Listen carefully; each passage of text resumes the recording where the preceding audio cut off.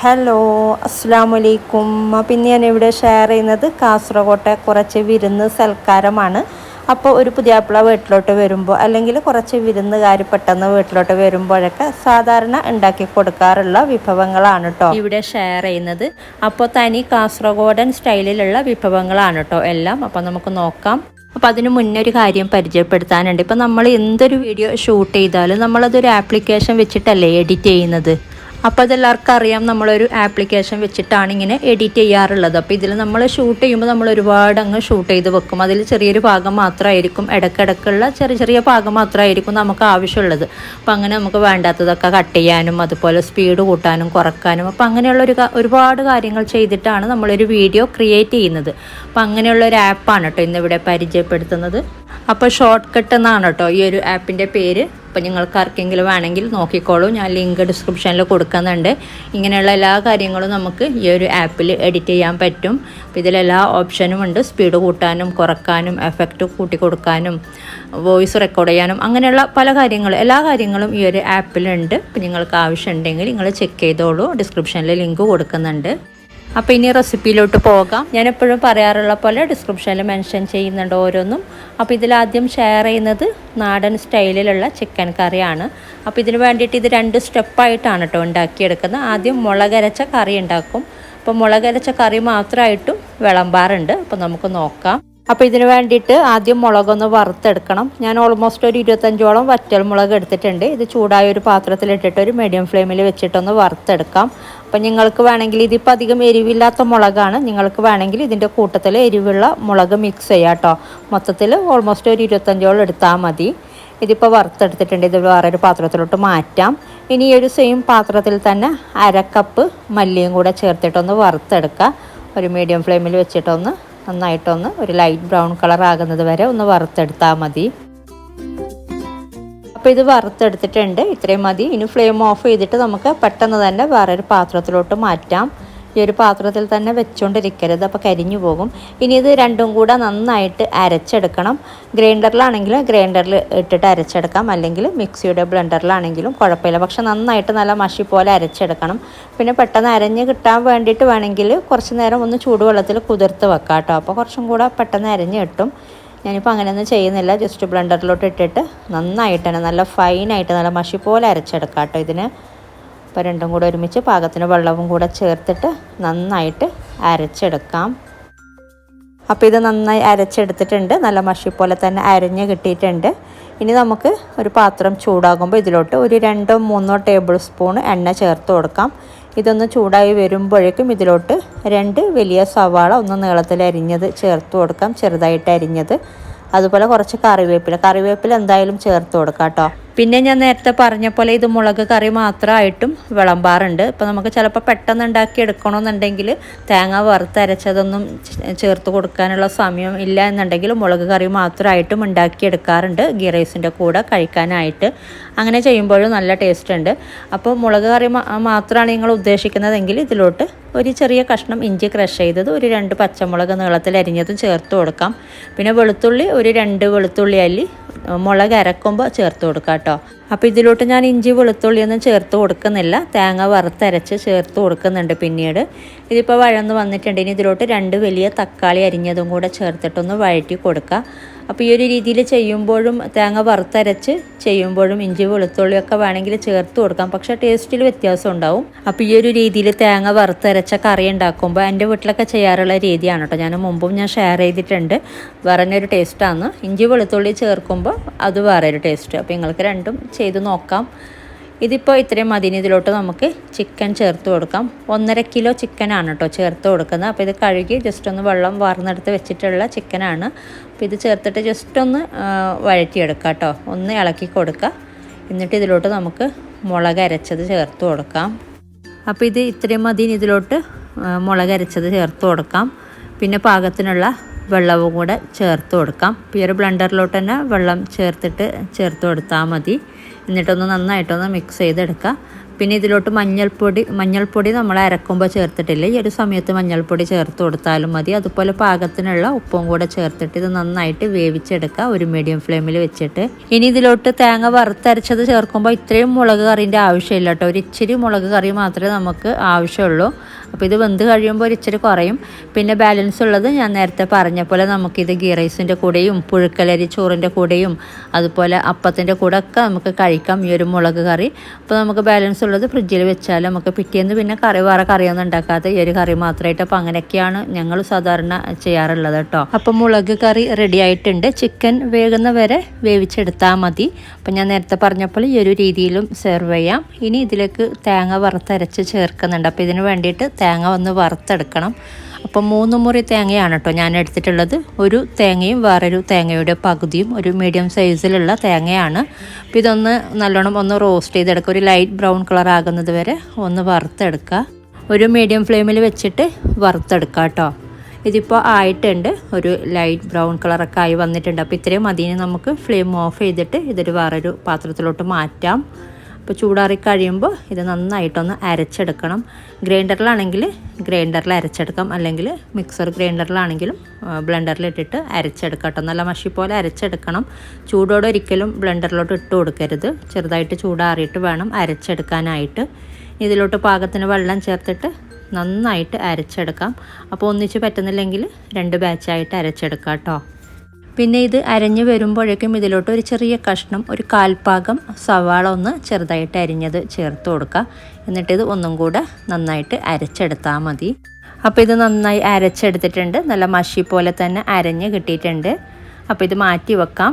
ഇനി നമ്മൾ നേരത്തെ ഉണ്ടാക്കി വെച്ച മുളക് കറി, അപ്പോൾ ഇതിൽ നിന്നും നമുക്ക് കുറച്ച് മാറ്റി വെക്കാം. അപ്പോൾ ഞാൻ നേരത്തെ പറഞ്ഞപ്പോൾ നമുക്കിത് കംപ്ലീറ്റ് വേണ്ട തേങ്ങ അരച്ചത് ചേർത്ത് കൊടുക്കാനായിട്ട്.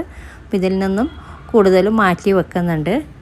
അപ്പോൾ ഈ ഒരു കറി 2 രീതിയിലും ഉണ്ടാക്കിയെടുക്കാറുണ്ട്. പക്ഷേ എൻ്റെ വീട്ടിൽ ചെയ്യാറുള്ളത് ഇതിലോട്ട് മുളക് അരച്ചത് കുറച്ച് മാത്രമേ ചേർത്ത് കൊടുക്കാറുള്ളൂ. തേങ്ങ അരച്ചത് ചേർത്ത് കൊടുക്കുമ്പോൾ അപ്പോൾ വ്യത്യാസമുണ്ട് കേട്ടോ. ഇങ്ങനെ ചെയ്യുമ്പോൾ നല്ല ടേസ്റ്റ് ഉണ്ട് ഈ ഒരു രീതിയിൽ. അപ്പോൾ ഞാൻ ഇതിൽ നിന്നും കൂടുതലും മാറ്റി വെച്ചിട്ടുണ്ട്. 1/4 ഭാഗം മുളക് ചാറും മാറ്റി വെച്ചിട്ടുണ്ട്. ഇനി ഇതിലോട്ട് അരച്ച തേങ്ങ ചേർത്ത് കൊടുക്കാം. അപ്പോൾ പാകത്തിന് വെള്ളവും കൂടെ കുറച്ച് ചേർത്ത് കൊടുത്തിട്ട് നന്നായി മിക്സ് ചെയ്തെടുക്കുക. അപ്പോൾ ഈ ഒരു കറി 2 രീതിയിലും ഉണ്ടാക്കിയെടുക്കാറുണ്ട്. കാസർഗോഡ് എനിക്ക് തോന്നുന്നു മിക്ക വീടുകളിലും ഇതിലോട്ട് ഈ മുളക് കറി കൂടുതൽ ചേർത്ത് കൊടുക്കും, മുളക് ചാറ് കൂടുതൽ ചേർത്ത് കൊടുക്കും. അതുപോലെ നേരത്തെ മുളക് കറി ഉണ്ടാക്കുന്ന കൂട്ടത്തിൽ ഇഞ്ചി, അതുപോലെ വെളുത്തുള്ളി, പച്ചമുളക് അങ്ങനെയും ചേർത്ത് കൊടുക്കും. ആ ഒരു രീതിയിലും ചെയ്യാറുണ്ട് കേട്ടോ. അപ്പോൾ രണ്ടും ടേസ്റ്റിൽ നല്ല വ്യത്യാസമുണ്ട്. അപ്പോൾ നിങ്ങൾ 2 രീതിയിൽ വേണമെങ്കിൽ നിങ്ങൾക്ക് ചെയ്ത് നോക്കാം. അപ്പോൾ ഞാൻ പറഞ്ഞ പോലെ മുളക് കറിയൊക്കെ കൂടുതൽ ചേർത്ത് ഉണ്ടാക്കുന്നവരാണെങ്കിൽ ഈ ഒരു രീതിയിലൊന്ന് ട്രൈ ചെയ്ത് നോക്കാം കേട്ടോ. നല്ല മാറ്റമുണ്ട് ടേസ്റ്റിൽ. അപ്പോൾ ഞങ്ങളൊക്കെ കൂടുതലും ഈ ഒരു രീതിയിലാണ് ചെയ്യാറുള്ളത്. അപ്പോൾ ഞാനിത് മുമ്പും അപ്ലോഡ് ചെയ്തിട്ടുണ്ട്. അതിന് മുമ്പും ഞാൻ പറഞ്ഞിട്ടുമുണ്ട് ഈ ഒരു കാര്യം.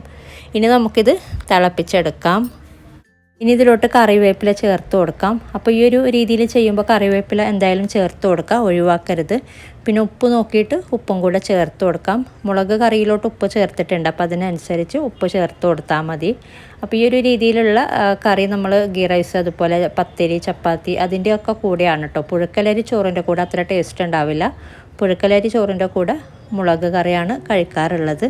ഇതിപ്പോൾ നന്നായി തിളച്ചിട്ടുണ്ട്. അപ്പോൾ നമുക്ക് ഫ്ലെയിം ഓഫ് ചെയ്യാം. അപ്പോൾ നല്ല അടിപൊളിയായിട്ടുള്ള ചിക്കൻ കറിയാണ്. അപ്പോൾ ഇത് മാറ്റി വെക്കാം. അപ്പോൾ ഇനി ഉണ്ടാക്കിയെടുക്കുന്നത് ചിക്കൻ ഫ്രൈ ആണ്. അപ്പോൾ നോക്കാം. 1/2 കിലോ ചിക്കനാണ് കേട്ടോ ഞാൻ എടുത്തിട്ടുള്ളത്. അപ്പോൾ നിങ്ങൾക്ക് കൂടുതൽ വേണമെന്നുണ്ടെങ്കിൽ എല്ലാ ഇൻഗ്രീഡിയൻസും ഡബിൾ എടുത്താൽ മതി. അപ്പോൾ ഇത് ക്ലീൻ ചെയ്തിട്ട് ജസ്റ്റ് വെള്ളമൊക്കെ ഒന്ന് വാർന്നെടുത്തിട്ടുണ്ട്. അപ്പോൾ ഇതൊരു ബൗളിലോട്ട് ഇട്ട് കൊടുക്കാം.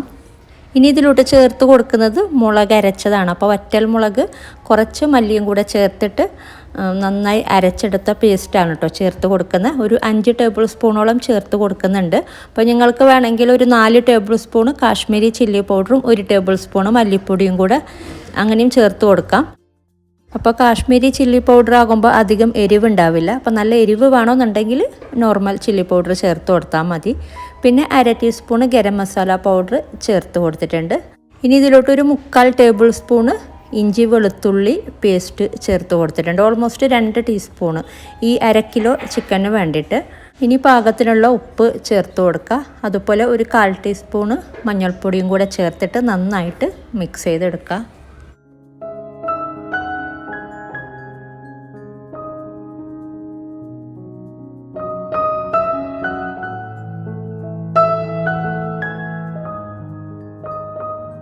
അപ്പോൾ നല്ലോണം മിക്സ് ചെയ്തെടുത്തിട്ടുണ്ട്. അപ്പോൾ വേണമെങ്കിൽ ഒരു 10-20 മിനിറ്റ് മാറ്റി വെക്കാം, അല്ലെങ്കിൽ അപ്പം തന്നെ ഫ്രൈ ചെയ്തെടുക്കുന്നത് കൊണ്ടും കുഴപ്പമില്ല.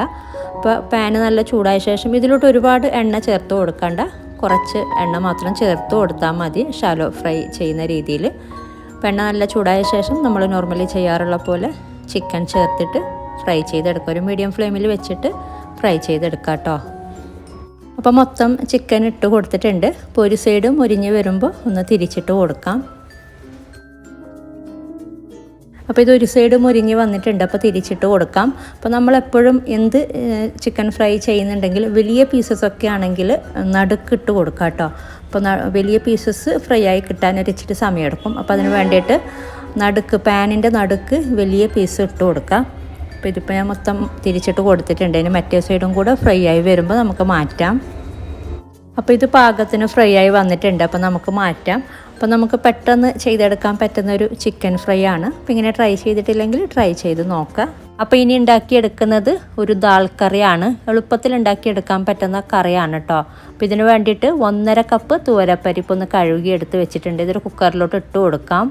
അപ്പോൾ ഇതും കാസർഗോഡൻ കറി തന്നെയാണ്. അപ്പോൾ മൊത്തത്തിൽ ഞാൻ ഷെയർ ചെയ്തതൊക്കെ കാസർഗോഡൻ വിഭവങ്ങൾ തന്നെയാണ് കേട്ടോ. ഇനി ഇതിലോട്ട് ചേർത്ത് കൊടുക്കുന്നത് 2 സവാള അരിഞ്ഞത്, അതുപോലെ കുറച്ച് കറിവേപ്പില എടുത്തിട്ടുണ്ട്, പിന്നെ 2 തക്കാളി അരിഞ്ഞത്, ഒരു 4 പച്ചമുളക്, പിന്നെ വേണ്ടത് ഒരു 2 വലിയ പൊട്ടറ്റോയും കൂടെ ഒന്ന് കട്ട് ചെയ്തെടുത്തിട്ടുണ്ട്. അപ്പോൾ ഇതൊക്കെ എല്ലാം കൂടെ ഒരുമിച്ച് കുക്കറിലോട്ട് ഇട്ട് കൊടുക്കാം. ഇനി ഇതിലോട്ട് വേവാനുള്ള വെള്ളം ചേർത്ത് കൊടുക്കാം. വെള്ളം പാകത്തിന് നോക്കിയിട്ട് ചേർത്ത് കൊടുക്കാം. പിന്നെ ഇതിലോട്ട് മുളക് പൊടി ഒരുപാട് അങ്ങ് ചേർത്ത് കൊടുക്കില്ല, മുളക് പൊടി ചേർത്ത് കൊടുക്കാറേ ഇല്ല. അപ്പോൾ ഒരു നുള്ള് ഒരു പേരിന് വേണ്ടിയിട്ട് മാത്രം ചേർത്ത് കൊടുക്കുന്നുണ്ട്. ഓൾറെഡി പച്ചമുളക് ചേർത്ത് കൊടുത്തിട്ടുണ്ടായിരുന്നു ഇതിൻ്റെ കൂട്ടത്തിൽ. ഇനി മഞ്ഞൾപ്പൊടി ചേർത്ത് കൊടുക്കാം. മഞ്ഞൾപ്പൊടി 1/2 ടീസ്പൂണോളം ചേർത്ത് കൊടുക്കുന്നുണ്ട്. പിന്നെ പാകത്തിനുള്ള ഉപ്പും കൂടെ ചേർത്തിട്ട് ഇത് വേവിച്ചെടുക്കുക. ഒരു വിസിൽ വരുമ്പോൾ തന്നെ ഒന്ന് ഫ്ലെയിം ഓഫ് ചെയ്യുക കേട്ടോ. എന്നിട്ട് അതിൻ്റെ പ്രഷറൊക്കെ കംപ്ലീറ്റ് പോയ ശേഷം ഓപ്പൺ ചെയ്യുമ്പോൾ പാകത്തിനായിട്ടുണ്ടാവും. ഇപ്പോൾ ഇത് പാകത്തിന് വേവിച്ചെടുത്തിട്ടുണ്ട്. അതുപോലെ പ്രഷറൊക്കെ കംപ്ലീറ്റ് പോയിട്ടുണ്ട്. ഒരു വിസിൽ വരുമ്പോൾ തന്നെ ഞാൻ ഫ്ലെയിം ഓഫ് ചെയ്തിട്ടുണ്ടായിരുന്നു. ഇതിപ്പോൾ പാകത്തിന് തന്നെ വെന്തിട്ടുണ്ട്. പിന്നെ ഓരോ പ്രഷർ കുക്കറിലും വ്യത്യാസം ഉണ്ടാവും കേട്ടോ. അപ്പോൾ നിങ്ങളുടെ പ്രഷർ കുക്കർ അനുസരിച്ച് വേവിച്ചെടുത്താൽ മതി. പരിപ്പൊക്കെ പെട്ടെന്ന് വേകാറുണ്ടല്ലോ.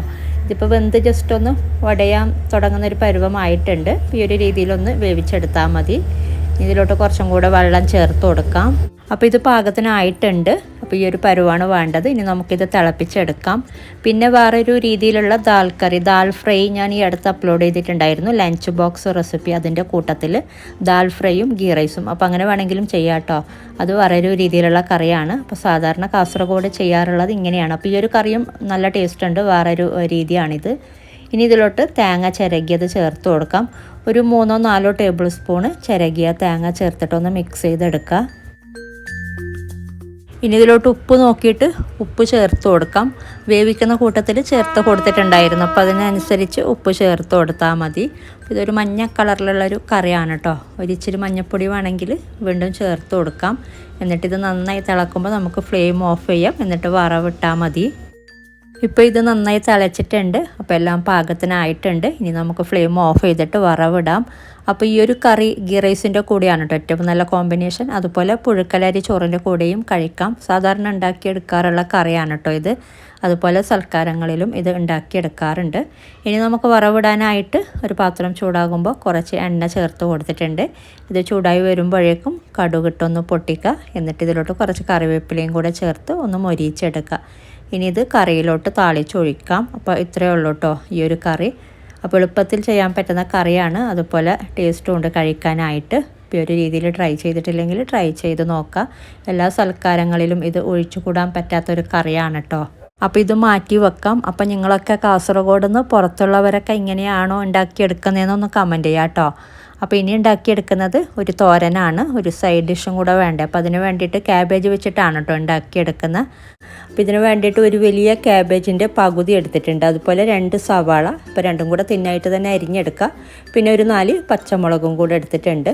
അപ്പോൾ ഇത് കഴുകി എടുത്തിട്ടുള്ള ക്യാബേജാണ് കേട്ടോ. ക്യാബേജ് കഴുകി എടുത്ത ശേഷം ഒന്ന് വെള്ളം വാർന്നെടുക്കുക. ജസ്റ്റ് ഒന്ന് ഒരു അരിപ്പയിലിട്ടിട്ട് വെള്ളം ഒന്ന് സ്ട്രെയിൻ ചെയ്തിട്ട് എടുക്കുക കേട്ടോ. അപ്പോൾ എല്ലാം കൂടി ഒരു പാത്രത്തിലോട്ട് ഇട്ട് കൊടുത്തിട്ടുണ്ട്. പാകത്തിനുള്ള ഉപ്പ് ചേർത്ത് കൊടുക്കാം. പിന്നെ ഒരു 1/4 ടീസ്പൂൺ മഞ്ഞൾപ്പൊടി ചേർത്ത് കൊടുക്കുന്നുണ്ട്. മഞ്ഞൾപ്പൊടി ചേർത്ത് കൊടുത്തില്ലെങ്കിലും കുഴപ്പമില്ല, ഒരു കളർ കിട്ടാൻ വേണ്ടിയിട്ട് ചേർത്ത് കൊടുത്തിട്ടുണ്ട്.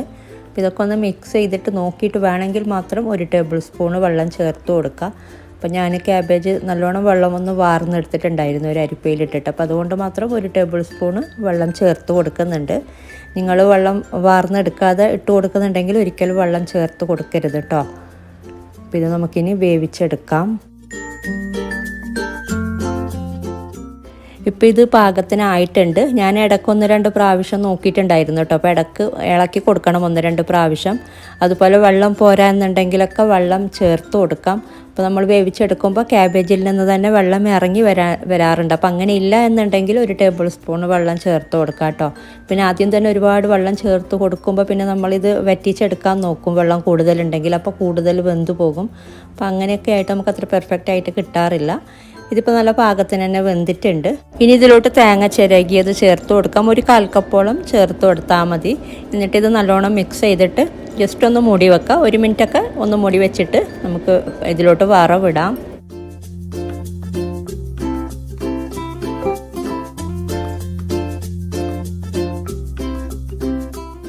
അപ്പോൾ ഇത് പാകത്തിനായിട്ടുണ്ട്. ഇനി ഇതിലോട്ട് നമുക്ക് വറവിടാം. വറവിടാനായിട്ട് ജസ്റ്റ് കടുക് താളിച്ച് ചേർത്ത് കൊടുത്താൽ മതി. എണ്ണ നല്ല ചൂടായ ശേഷം കടുകിട്ട് പൊട്ടിച്ച് ചേർത്ത് കൊടുക്കാം. അപ്പോൾ ഈ ഒരു കടുക് താളിച്ചതും കൂടെ ചേർത്ത് മിക്സ് ചെയ്തിട്ട് വേണമെങ്കിൽ 1 തണ്ട് കറിവേപ്പിലയും കൂടെ ചേർത്ത് കൊടുക്കാം കേട്ടോ താളിക്കുന്ന കൂട്ടത്തിൽ. അപ്പോൾ ഞാൻ ചേർത്ത് കൊടുത്തിട്ടില്ല. പിന്നെ മിക്സ് ചെയ്തിട്ട് നമുക്കിത് മാറ്റി വെക്കാം. അപ്പോൾ ഇത് ഞങ്ങൾ സാധാരണ ചെയ്യാറുള്ള തോരനാണ്. എന്ത് തോരനാണെങ്കിലും ഓൾമോസ്റ്റ് ഈ ഒരു രീതിയിൽ തന്നെയാണ് കേട്ടോ ചെയ്യാറുള്ളത്. അപ്പോൾ ഇത് മാറ്റി വെക്കാം. ഇനി ഗീ റൈസ് ഉണ്ടാക്കിയെടുക്കാം. അപ്പോൾ ഇതിന് വേണ്ടിയിട്ട് ഒരു പാത്രം ചൂടാകുമ്പോൾ കുറച്ച് നെയ്യ് ചേർത്ത് കൊടുക്കാം. അപ്പോൾ ഇതിൻ്റെ ഒപ്പം തന്നെ വേണമെങ്കിൽ ഒരു ഇച്ചിരി സൺഫ്ലവർ ഓയിൽ വേണമെങ്കിൽ ചേർത്ത് കൊടുക്കാം. അല്ലെങ്കിൽ നെയ്യ് മാത്രമായിട്ട് വേണമെങ്കിൽ അങ്ങനെയും ചേർത്ത് കൊടുക്കാം കേട്ടോ. ഒരു 2-3 ടേബിൾ സ്പൂണൊക്കെ നെയ്യ് ചേർത്ത് കൊടുത്താൽ മതി.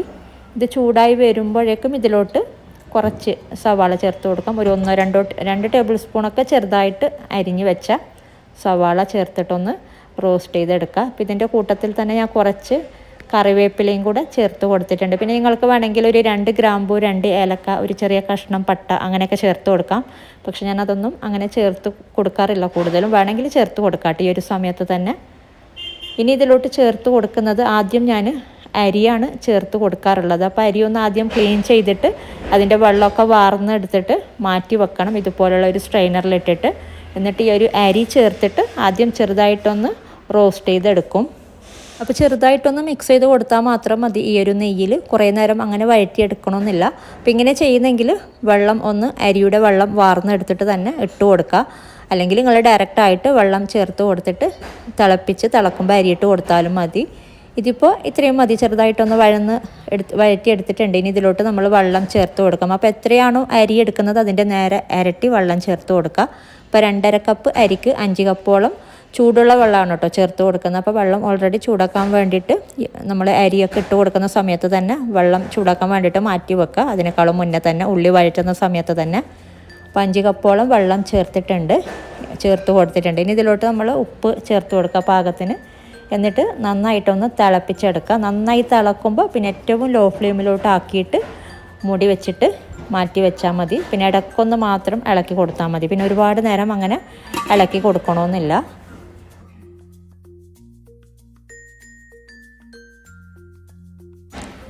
ഇപ്പോൾ ഇത് പാകത്തിന് വെന്തിട്ടുണ്ട്. അപ്പോൾ ഞാൻ ഇടയ്ക്കൊന്ന് ഇളക്കി കൊടുത്തിട്ടുണ്ടായിരുന്നു. അപ്പോൾ ഇതുപോലെ ഒന്ന് ഇടയ്ക്കൊന്ന് ജസ്റ്റ് ഒന്ന് മിക്സ് ചെയ്തിട്ട് മൂടി വെച്ചിട്ട് വീണ്ടും കുക്ക് ചെയ്തെടുക്കുക. ഇതിപ്പോൾ പാകത്തിനായിട്ടുണ്ട്. ഇനി നമുക്ക് ഫ്ലെയിം ഓഫ് ചെയ്യാം. ഇനി ഇതിൻ്റെ മുകളിലോട്ട് 1 ടേബിൾ സ്പൂണോളം നെയ്യ് ചേർത്ത് കൊടുക്കുന്നുണ്ട്. എന്നിട്ട് ജസ്റ്റ് ഒന്ന് മിക്സ് ചെയ്തിട്ട് ഒരു 5 മിനിറ്റോളം മൂടി വെച്ചിട്ട് മാറ്റി വെക്കാം കേട്ടോ. ഫ്ലെയിം ഓഫ് ചെയ്തിട്ട് 5 മിനിറ്റ് കഴിഞ്ഞിട്ട് സെർവ് ചെയ്യാം. അപ്പോൾ നല്ല അടിപൊളിയായിട്ടുള്ള നെയ്ച്ചോറാണ്. പിന്നെ രാത്രിക്കാണെങ്കിൽ പത്തലും കൂടി ഉണ്ടാക്കിയെടുക്കാറുണ്ട്. കാസർഗോഡൻ സ്റ്റൈലിലുള്ള പത്തലാണ് കേട്ടോ. അപ്പോൾ ഞാനത് മുമ്പ് ചെയ്തിട്ടുണ്ടായിരുന്നു. വേണമെങ്കിൽ ലിങ്ക് കൊടുക്കാം. അപ്പോൾ ഇതൊക്കെയാണ് കാസർഗോഡൻ വിഭവങ്ങൾ ഒരു വിരുന്നുകാരെ സൽക്കരിക്കുന്നത്. പിന്നെ ഇപ്പോൾ കൂടുതലും ഇടയ്ക്കൊക്കെ ഇങ്ങനെ ബിരിയാണി, മന്തി അങ്ങനെയൊക്കെ ചെയ്യാറുണ്ട്. അപ്പോൾ ആ ഒരു രീതിയിൽ ഞാൻ ഇനിയൊരിക്കൽ ചെയ്തിട്ട് അപ്ലോഡ് ചെയ്യാം കേട്ടോ. അപ്പോൾ ഇതൊക്കെയാണ് ഇന്നത്തെ വിഭവങ്ങൾ. അപ്പോൾ ഇന്നത്തെ വീഡിയോ നിങ്ങൾക്ക് ഇഷ്ടപ്പെട്ടാൽ ലൈക്ക് ചെയ്യുക, കമൻറ്റ് ചെയ്യുക, ഷെയർ ചെയ്യുക. അതുപോലെ നിങ്ങൾ എൻ്റെ ചാനൽ ഇതുവരെ സബ്സ്ക്രൈബ് ചെയ്യാത്തവരാണ് വീഡിയോ കാണുന്നതെങ്കിൽ ഒന്ന് സബ്സ്ക്രൈബ് ചെയ്യുക. അപ്പോൾ ഇതുപോലെ നല്ല റെസിപ്പിയുമായിട്ട് മറ്റൊരു വീഡിയോയിൽ കാണാം. താങ്ക്